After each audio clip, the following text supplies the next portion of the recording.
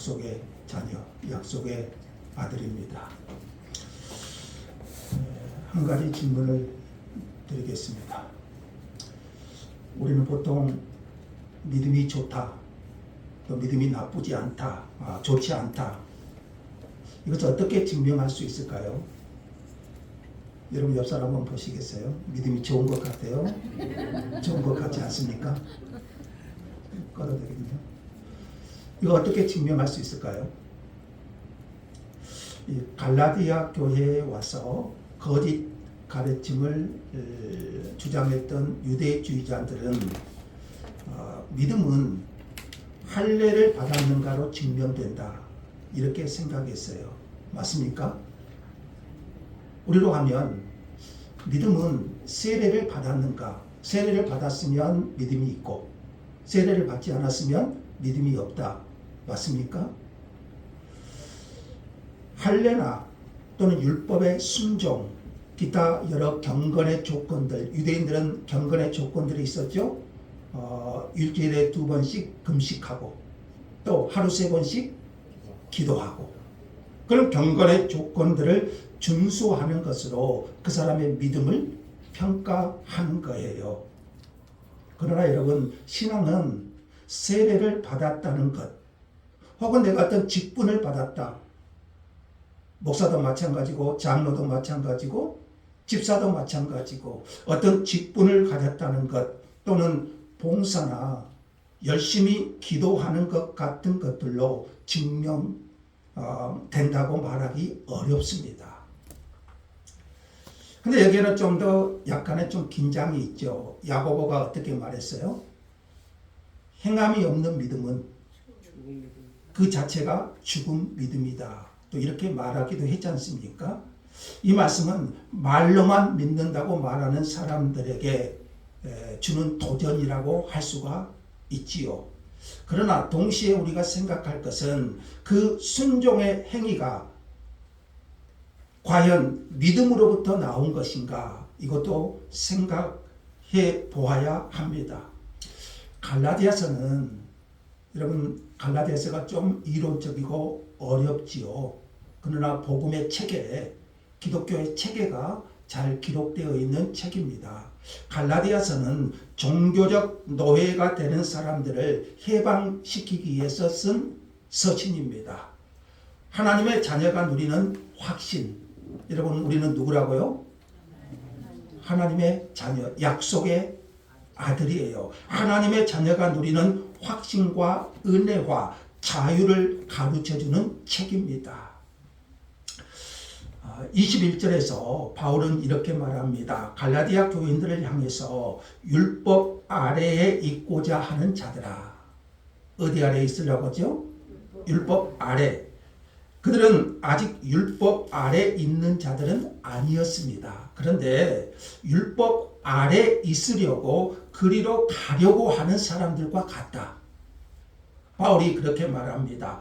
오늘 본문의 구조가 이렇게 전개됩니다. 22, 23절에서 구약의 역사를 소개하고요. 여기서 누가 나오냐면 아브람, 그리고 아브람의 아내 누구가 있죠? 하갈, 그리고 사라가 있죠.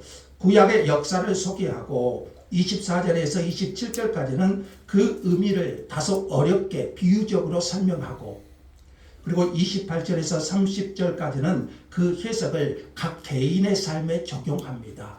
오늘 다소 좀 이론적이고 어려울 수 있는데 좀 잘 따라오셨으면 좋겠습니다. 먼저 22절과 23절은 구약의 역사를 소개하는데 아브라함의 이야기입니다. 여기서는 아브라함의 믿음보다 그가 가졌던 두 아들이 누굽니까? 이스마엘과 이삭, 그리고 그 두 아들을 낳은 어머니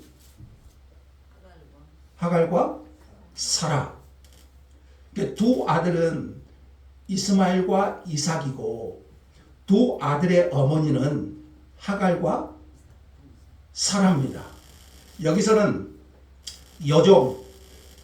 여종과 자유 있는 여자라고 부릅니다. 여종은 누구죠? 하갈을 말하고 자유 있는 여자는 사라를 말합니다. 의도가 있습니다. 자, 아브라함의 집안에 두 아들이 태어났는데 두 아들은 공통점이 많습니다. 그들은 모두가 한 아버지, 누굽니까? 아브라함, 이스마엘과 이삭을 말해요. 한 아버지인 아브라함의 아들들이었고 한 집에서 자라났고 둘 다 유대인들 아브라함의 자손의 표시로 할례를 받았습니다. 하지만 중요한 것은 이것이 아니죠. 그 둘의 차이점이 있는데 그 둘 이스마엘과 이삭 차이점이 있는데 첫째는 뭐가 달라요? 어머니가 달라요. 어머니가 다르고 두 번째는 태어난 방식이 다릅니다. 먼저 이스마엘의 어머니는 누굽니까? 하갈이죠. 여종이었죠. 사라의 여종이었고 이삭의 어머니 사라는 자유 있는 여자, 이렇게 성경 오늘 본문에는 그렇게 말해요. 하갈은 여종이었고 이삭의 어머니 사라는 자유 있는 여자. 하갈은 애굽 태생으로 사라의 여종이었죠. 아브라함의 아내 사라의 여종이었죠. 사라가 아이를 낳지 못하니까 아브라함의 아내 사라가 아이를 낳지 못하니까 사라를 대신하여 이스마엘을 낳아준 여인이죠. 그가 누구죠? 하갈. 제가 이렇게 반복한 이유가 있어요. 여러분 좀 숙지하시려고. 그래서 하갈이 사라를 대신해서 아브라함에게 아들을 낳아주는데 그의 이름이 이스마엘이죠. 그래도 그녀의 신부는 여종이었습니다. 반면 이삭의 어머니 사라는 자유 있는 여자였습니다. 이 두 사람은 태어난 방식도 다릅니다. 자, 23절에 보시면 이스마엘은 어떻게 낳죠? 육체를 따라 낳고 어떻게 낳았다고요? 육체를 따라 낳고 이삭은 약속으로 말미암은 아들이었습니다. 육체를 따라 낳았다는 말이 무슨 말일까요? 자, 이것을 이해하려면 우리가 창세기로 좀 가봐야 돼요. 창세기 16장의 내용인데 이때 아브라함의 나이가 85세예요. 아브라함이 몇 세의 부름을 받습니까? 75세의 부름을 받고 아들을 약속받아요. 하나님으로부터.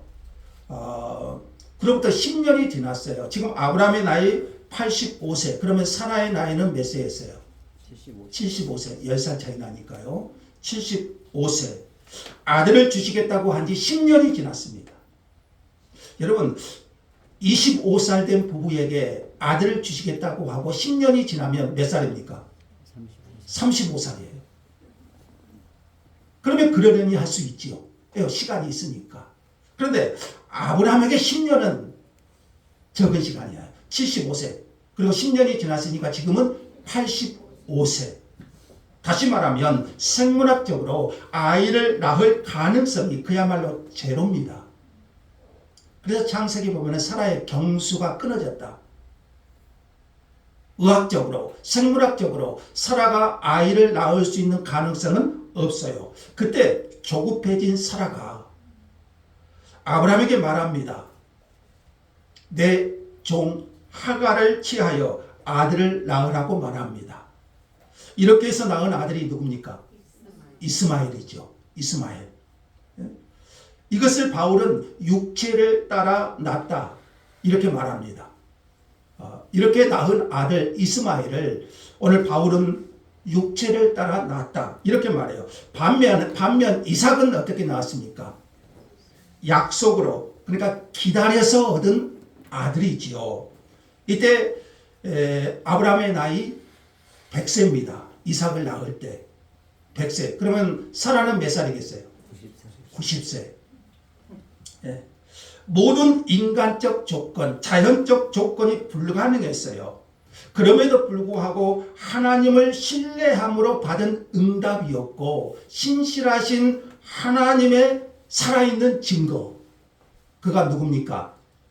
이삭이죠. 이삭. 이삭은 이처럼 약속으로 말미암아 받은 아들이었습니다. 여기에 아브라함이나 사라의 능력은 아무것도 없었어요. 오로지 하나님의 능력, 하나님이 하신 일이었지요. 이것이 약속으로 말미암아 받은 아들이라는 의미예요. 근데 이스마엘은 어떻게 낳았죠? 약속이 아니라 육체를 따라 낳았다. 그러나 반면 이삭은 100세에 사라 90세에 약속으로 기다려서 얻은 아들. 그게 바로 이삭. 자, 이 두 아들이 다 누구 아들입니까? 아브라함의 아들이라고 할 수는 있지만 분명한 차이가 존재하죠. 하나는 육체를 따라 낳았고 하나는 약속을 따라 낳았습니다.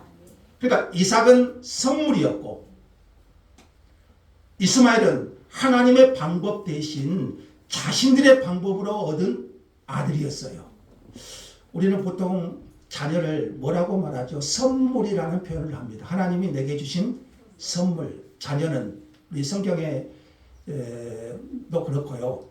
자식은 하나님이 우리 가정에 주신 선물 이렇게 말해요. 왜 그렇습니까? 그 의미가 뭡니까? 부부가 결혼해서 자연적으로 낳은 자식이 아니라 하나님께서 주셨다는 신앙 고백이 담겨 있는 거죠. 선물. 부부가 결혼해서 그냥 자연적으로 얻은 아들이라기보다 하나님이 우리 가정에 주신 선물. 이게 자녀라고 말하지요. 반면에 이런 신앙 고백이 없다면 자식은 선물이 아니라 육체를 따라 낳은 것에 불과해요. 자, 이스마엘의 출생을 한번 생각해 봅시다. 이스마엘 누가 낳았습니까? 하갈 여종이었죠. 자, 거기서 아브라함과 사라가 행한 태도는 신앙이 아니었습니다. 그들은 하나님의 약속이 이루어지도록 자식을 주시겠다고 하신 분이 하나님이셨고요. 그 하나님의 약속이 이루어지도록 자기들이 팔로 걷고 나서야 한다고 생각했어요. 그래서 아브라함에게 하갈을 취하도록 했고 그래서 얻은 아들이 누구였다고요? 이스마엘이었어요. 우리의 신앙생활에 이런 요소가 적지 않아요.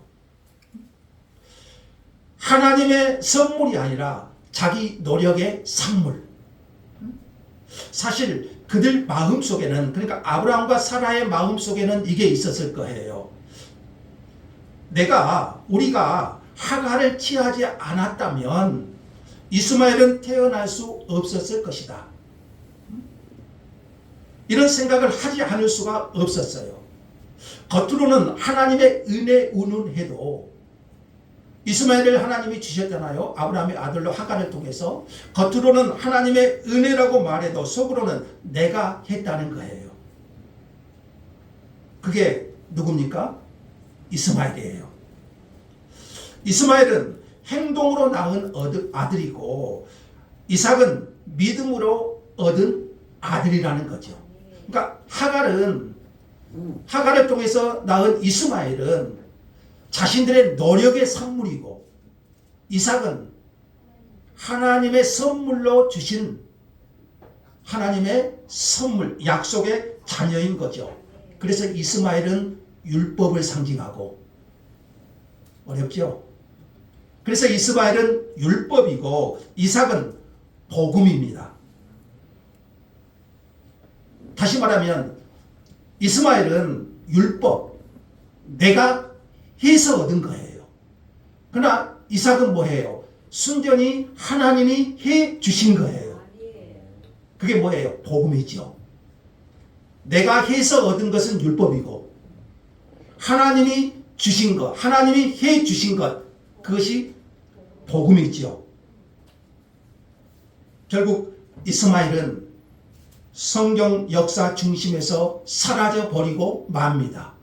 반면 이삭은 우리 창세기 보면은 아브라함은 이삭을 낳고 이삭은 야곱을 낳고 야곱은 12 아들을 이렇게 하면서 결국 예수 그리스도께로 연결되는 겁니다. 그러니까 여기서 두려운 사실 하나는 이거예요. 결국 하나님 앞에서 인간은 이삭 아니면 이스마엘이에요. 이삭 아니면 이스마엘. 자, 이 이야기는 비유로서 24절 봅시다. 자, 좀 이해되셨죠? 이 이야기는 비유로서 이제 바울 사도가 이것을 해석합니다. 이 해석이 다소 어렵습니다.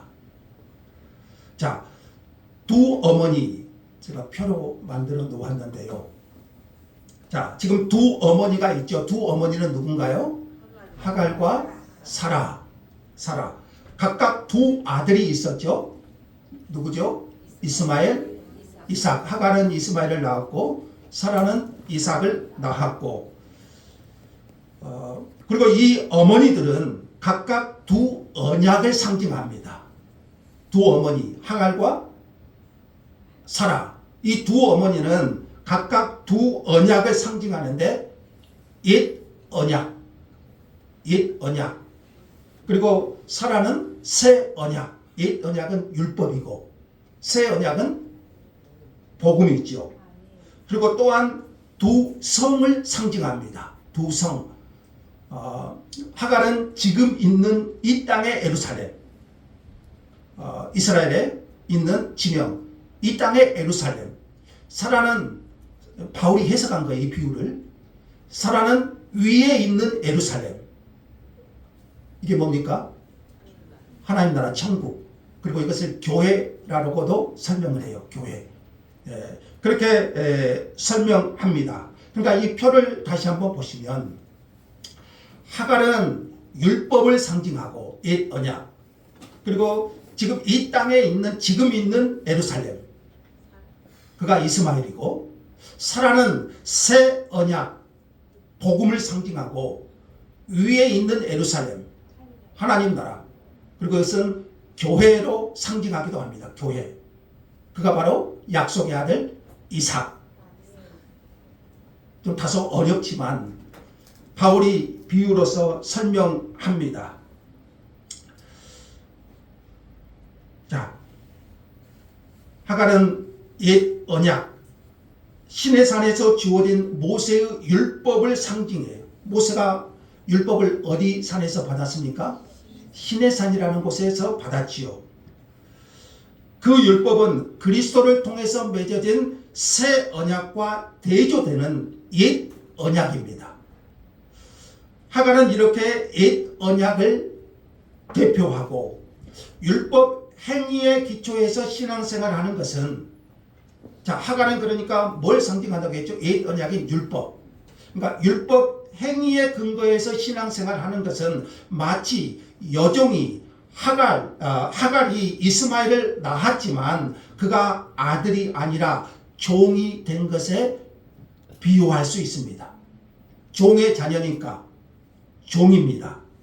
그런데 이 비유가 여기서 끝나지 않고요, 다시 이 하갈은 현재 있는 예루살렘을 상징한다, 이렇게 말합니다.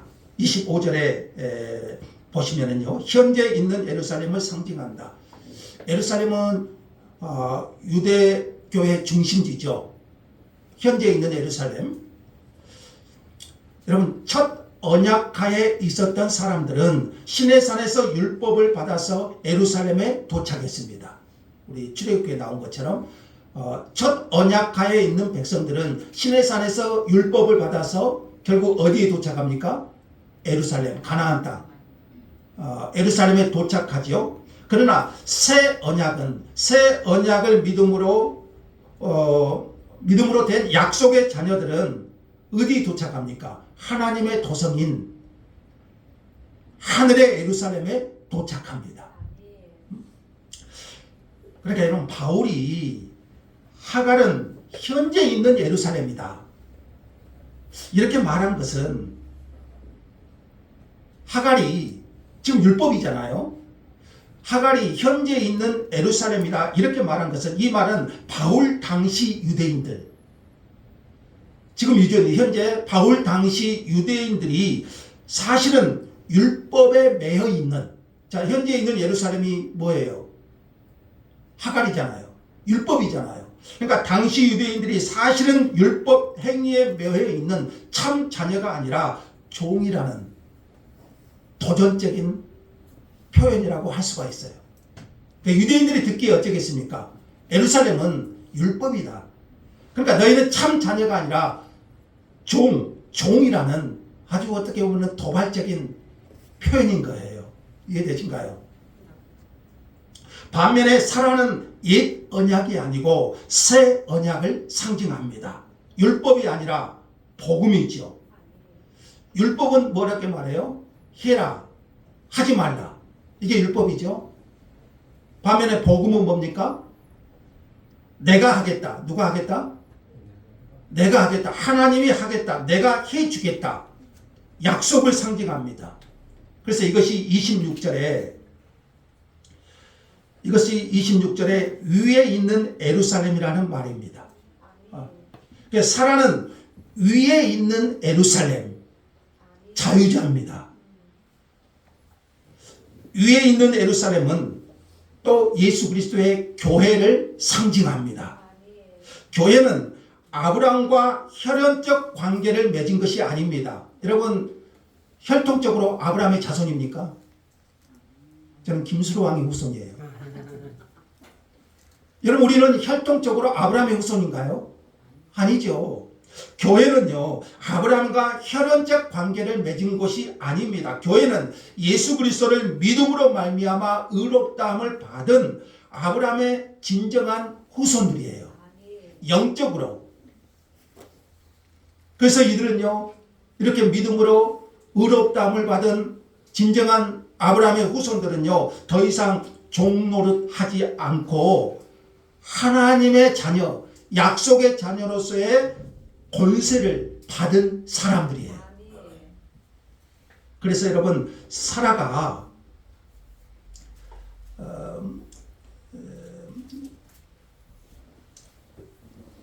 바로 우리 어머니다. 26절 볼까요? 이게 그 하나님의 교회에서 하나님 어머니라는 말을 여기서 나와서 씁니다. 해석을 우리가 잘 해야 돼요. 자, 오직 위에 있는 예루살렘은 하나님 나라죠. 이걸 교회라고도 말하고요. 자유자니 곧 우리 어머니라 그래요. 우리 어머니. 자, 사라가 바로 우리 어머니다. 그러니까 갈라디아 교회 성도들을 향해서 누가 우리 어머니라고요? 누가? 사라가 우리 어머니라고 믿음으로 말미암아 의롭다함을 얻은 갈라디아 교회들에게 말하는 거예요. 누가 우리 어머니다? 사라가 어머니다. 그러면 사라의 아들은 누군가요? 이삭이죠. 그 이삭은 약속의 자녀지요. 그러니까 사라가 우리 어머니라, 이거는요, 저와 여러분 갈라디아 교회 성도들뿐만 아니라 믿음으로 의롭다함을 받은 모든 하나님의 자녀들은 우리의 어머니가 사라. 그러니까 우리는 이삭이에요. 다시 말하면 약속의 자녀라는 거죠. 우리는 하갈의 자녀가 아니에요. 하갈이 어머니가 아니에요. 사라가 저와 여러분의 어머니예요. 그러면 그 사라가 낳은 아들이 이삭이고 그 이삭은 약속의 아들이죠. 그러므로 저와 여러분은 갈라디아 교회 성도들뿐만 아니라 저와 여러분은 사라가 우리 어머니, 다시 말하면 약속의 자녀들이라는 거죠.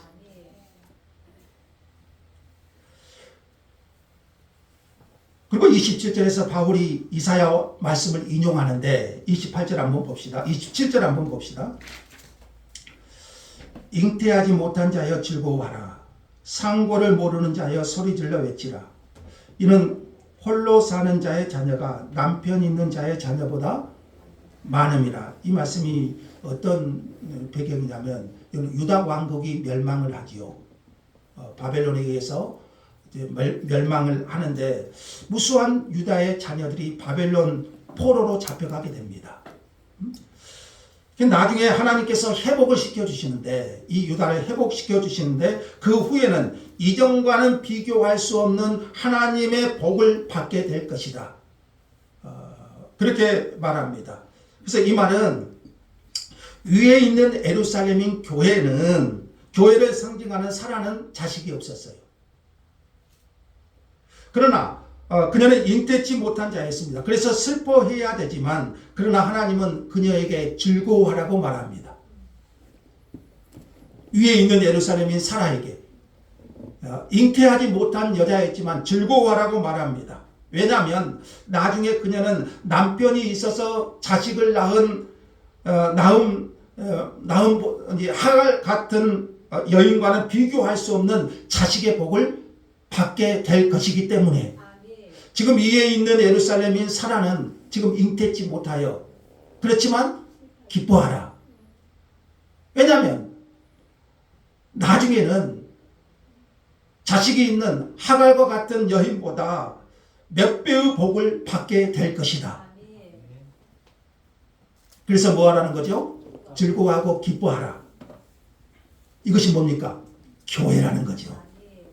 교회. 그러니까 저와 여러분은 약속의 자녀잖아요. 이게 우리가 교회죠. 자, 우리 구원받은 성도들은 모두 이삭과 같이 약속의 자녀입니다.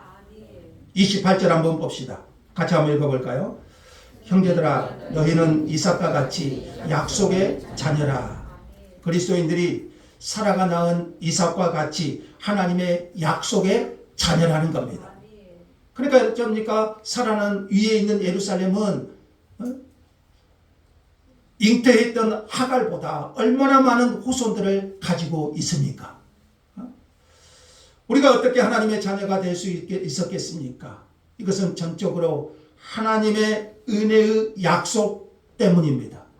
저와 여러분이 어떻게 약속의 자녀가 될 수 있었습니까? 순전히 하나님의 은혜입니다. 요한복음은 이렇게 말하고 있죠. 영접하는 자, 그 이름을 믿는 자들에게는 하나님의 자녀가 되는 권세를 주셨으니. 자, 이런 혈통, 아브라함의 혈통이 아니죠. 혈통으로나 육정으로나 사람의 뜻으로 나지 아니하고 오직 하나님께로서 난 자들이라. 우리는 약속의 자녀입니다. 이스마엘과 같이 육체를 따라 난 자가 아닙니다. 사라가 약속의 말씀을 믿음으로 이삭을 낳은 것과 같이 우리는 약속을 믿음으로 하나님의 자녀가 되었습니다. 어떤 사람은 내가 교회를 열심히 다니고 있으니까 하나님의 자녀가 되었다고 생각합니다.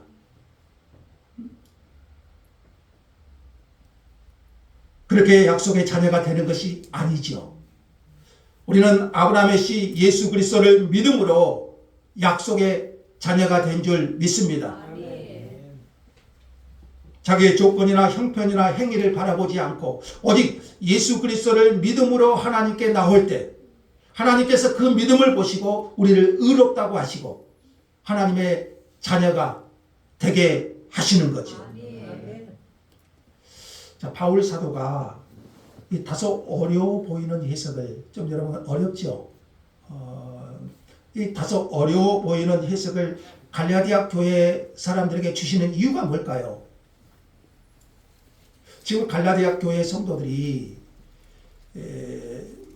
유대교회 이런 거짓 가르침, 지금 그들이 갈라디아에 와서 복음을 변질시키고 있잖아요. 자, 그래서 그런 거짓 유대인들 교사들을 책망하고 그들의 정체를 밝히는가 하면 갈라디아에 구원받은 성도들이 율법 아래에 속하여 종과 같은 신앙생활로 떨어지는 것을 면하게 하려는 것입니다. 자, 이 말씀은 오늘 21세기를 사는 우리에게도 동일한 교훈과 적용을 주고 있습니다. 먼저 29절 한번 볼까요? 육체를 따라 난 자가 누구를 박해한가요? 성령을 따라 난 자를 박해한다. 자, 성령을 따라 난 약속의 자녀들은 언제나 육체를 따라 난 자로부터 핍박을 받았습니다. 여러분, 이삭이 태어났을 때 이스마엘의 나이가 14살이었어요. 이삭이 태어났을 때 이스마엘의 나이가 14살이에요. 이삭이 졌을 때던 3살 때, 그러면 아직 이스마엘은 몇 살이죠? 17살이 되겠죠.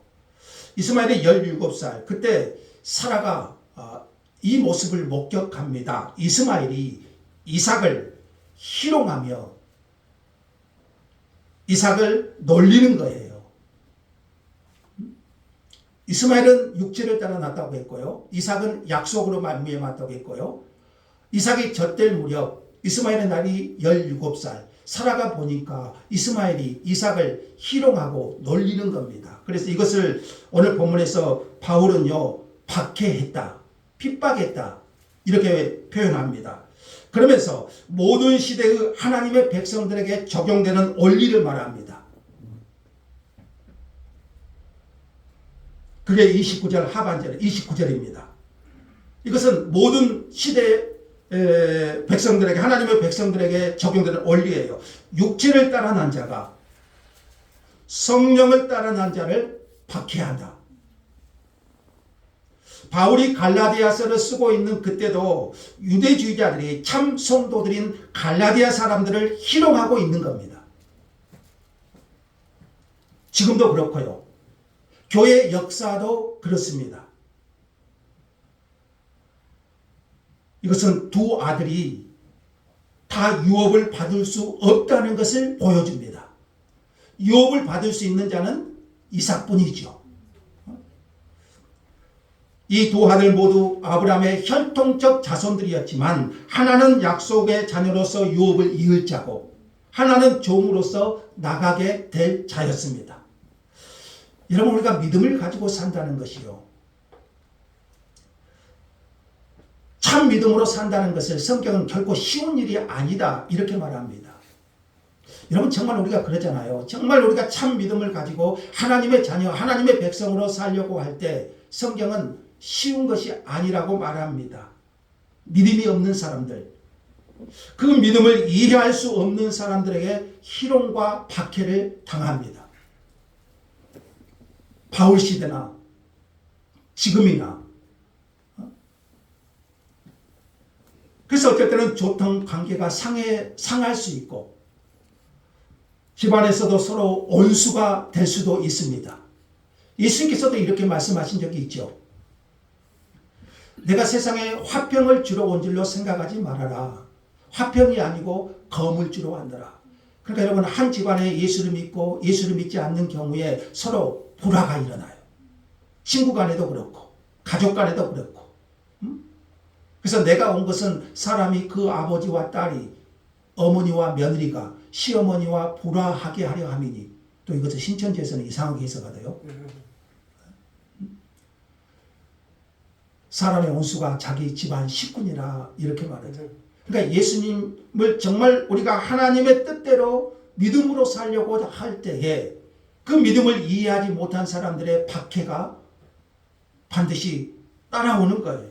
여러분이 정말 참 성도요, 믿음으로 의롭다함을 받은 하나님의 자녀라면 그 믿음을 지키고 살아가려 한다면 평화가 깨질 것이다.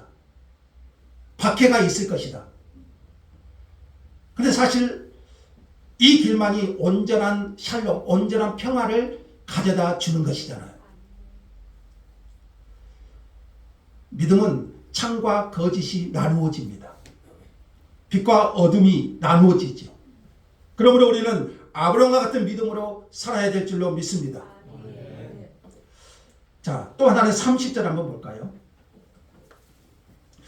이스마엘이 이삭을 희롱한 것을 본 사라가 화가 머리끝까지 납니다. 감히 이스마엘이 약속의 아들 이삭을 희롱하니 사라가 얼마나 속이 상하겠어요. 그래서 창세기에 보시면은요, 사라가 아브라함에게 이렇게 말합니다. 이 여종은 누굽니까? 하갈, 그 아들은 이스마엘. 하갈과 이스마엘을 어떻게 하라고 그러죠? 내쫓아라. 내쫓으라. 이 종의 아들은 내 아들 이삭과 함께 기업을 얻지 못하리라. 둘이 다 아브라함의 자손이지만 둘이 다 유업을 얻을 수는 없어요. 아브라함이 이 말을 듣고 갈등합니다. 그때 하나님께서 말씀하셔요. 창세기 21장 12절에 뭐라고 하신가요? 사라가 내게 이른 말을 다 들으라. 이삭에게서 나는 자라야 내 씨라 부를 것입니다. 아브라함에게 하갈과 이스마엘을 내쫓으라 이렇게 말합니다. 자, 이것을 30절에 이렇게 말해요. 30절에 그러나 성경이 무엇을 말하느냐? 여종과 그 아들을 어떻게 하라고요? 내쫓으라. 이를 통해서 바울이 말하고자 하는 것이 뭐겠어요? 지금 갈라디아 교회 성도들에게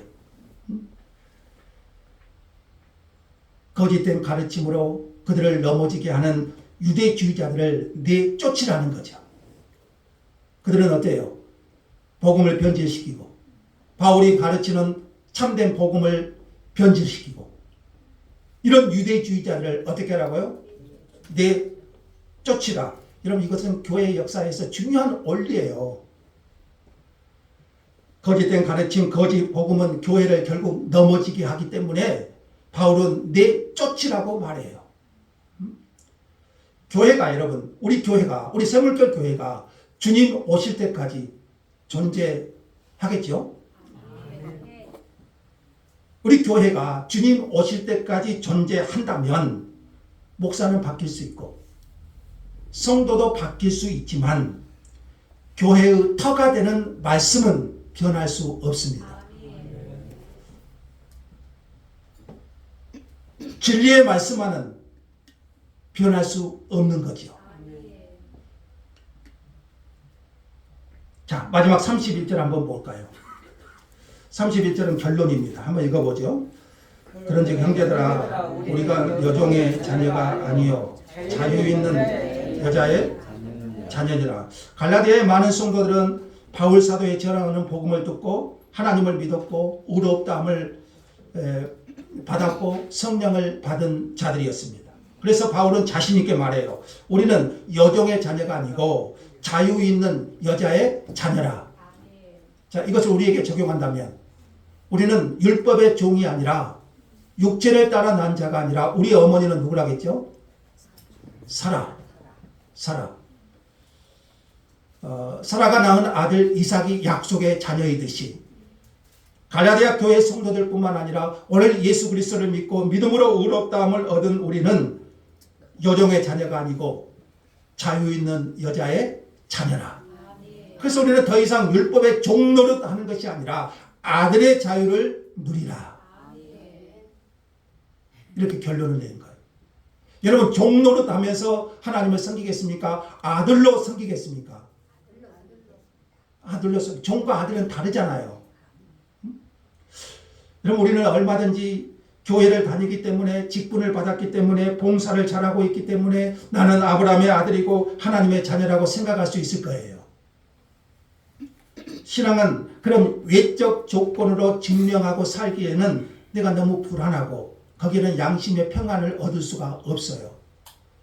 내가 잘할 때는 하나님의 자녀 같지만 내 모습이 그렇지 못할 때는 나는 하나님의 자녀 같지 못하는, 그래서 여러분 거기는 불안하고 마음의 평안이 없어요. 이런 사람은 그 경건의 형식을 갖추기 위해서 계속 자기를 확인하려고 더 힘쓰고 더 봉사하고 더 노력하고 신앙생활, 이게 뭐예요? 이게 아들이 아니라 종이잖아요.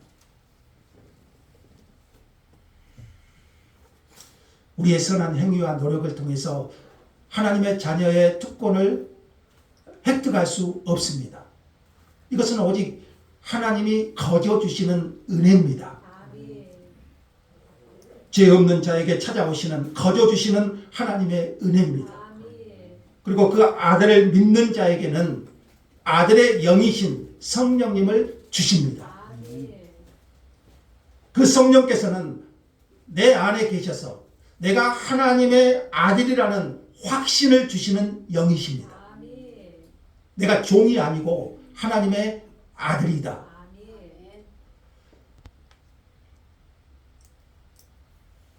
이런 사람은 아들로 인정받기 위해서 노력하면서 살지 않습니다.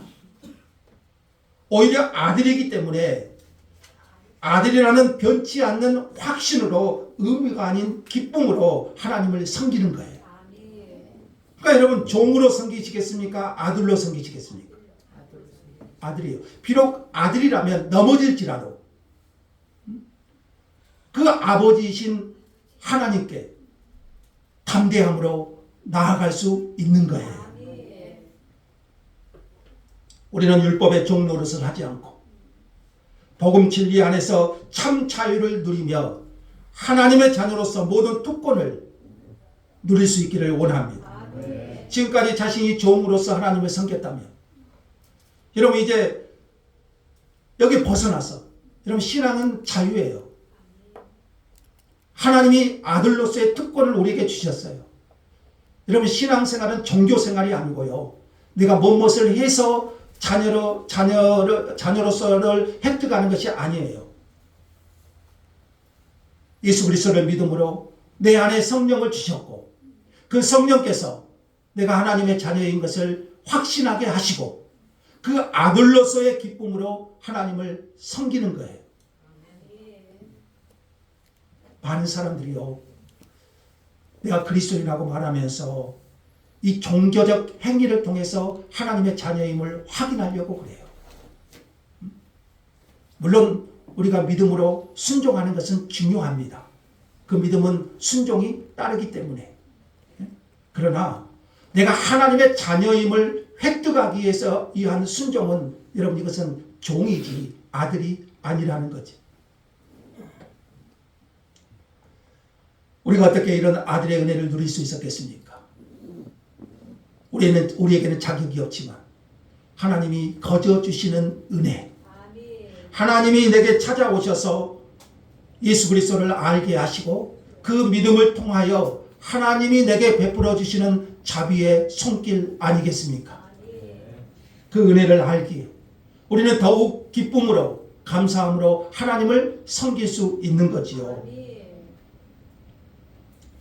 그러나 아직도 내가 하나님과의 이런 인격적인 관계를 알지 못하고 있다면 여러분 우리는 겸손히 하나님 앞에 나아가야 돼요. 우리 주님이 이렇게 말씀하시잖아요. 내게 오는 자를 결코 내어 쫓지 아니하겠다. 우리 하나님은 아들을 주시기까지 우리를 구원하시기를 기뻐하시는 하나님이십니다. 우리 아버지가 되시기를 기뻐하시고 영원한 새 예루살렘을 주시겠다고 약속하시고 그것을 이루시는 하나님이십니다. 이제 그 아들의 특권을 그 약속의 자녀로서 약속의 아들로서의 특권을 누리며 신앙생활을 할 수 있기를 원합니다. 이것이 두 아들 율법과 복음의 차이예요. 바울이 갈라디아 교회 성도들에게 참 어려운 설명을 하는데 다시 율법의 종으로 내려가겠느냐 아들로서 살 것인가 바울이 도전하고 있는 것이죠. 같이 한번 합시다. 나는 하나님의 아들입니다. 아들로서의 특권을 누리며 사십시오. 자녀가 비록 잘못했을지라도 아들이면요 그 아버지의 손길하며 담대함으로 나아가는 거예요. 그리고 성령께서 그 확신을 우리에게 주시잖아요. 신앙은 행위로서 자녀의 획득을 이루는 것이 아니에요. 하나님이 내게 해주신 것 이게 복음이잖아요. 율법이 아닌 복음으로 하나님의 자녀로서 그 놀라운 특권을 여러분 누리는 그 자유자가 되시기를 주의 이름으로 축복합니다. 감사합니다 주님.